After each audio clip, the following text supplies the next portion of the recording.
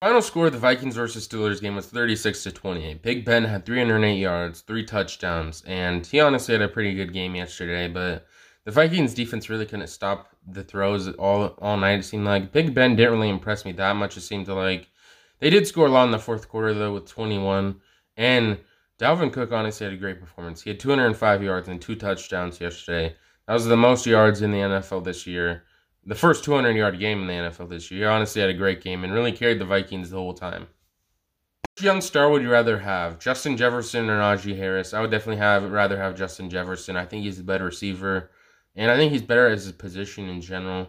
He's definitely a top 10, top 15 receiver in the NFL right now. I don't know if Najee Harris is a top 15, top 10 running back in the NFL right now. What do you guys think? And I feel like part of Najee Harris sometimes is the Steelers' offensive line isn't that good at all, and that could be why his stats aren't as good as Justin Jefferson's, and maybe that could be a part.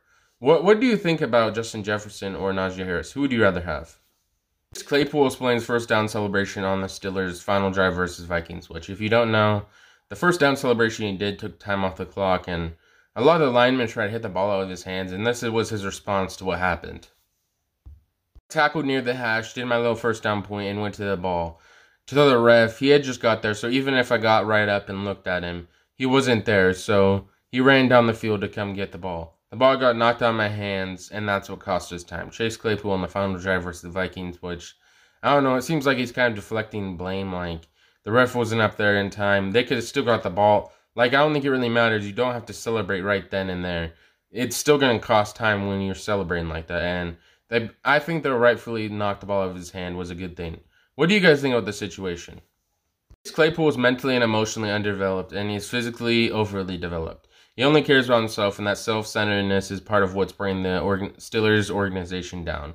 Ryan Clark on Chase Claypool, which I agree with this, and this has been the problem for the Steelers for a long time. I think Mike Tomlin should be a better job of pretty much, I don't know, what they really do, the dancing, all the other stuff, not letting them do that even when they're winning.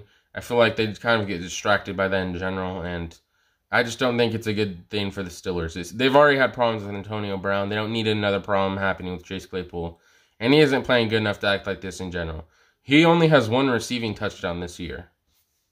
Marius Thomas died yesterday at the age of 33, and I think they think the cause of death was seizures. They're not really sure right now, and I think it was cause of a car accident he had before.